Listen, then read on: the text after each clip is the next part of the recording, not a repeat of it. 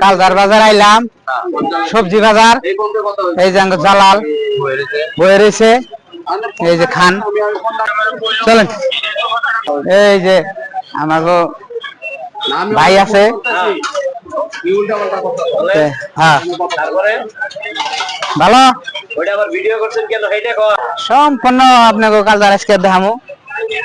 কালদারে আগের মতন নাই, বহুত গড়িয়া বাজার হয়ে গেছে গা। এই যে আমি লগে আছে। কেমন আছেন কোন? কেমন আছেন আপনি কোন কেমন আছি? এই যে এই বেলে দেখেন। হ্যাঁ, নিশুন থাকুন। হ্যাঁ চলেন, তাহলে চা দোকানে যাই। না যাই, চা খামনি।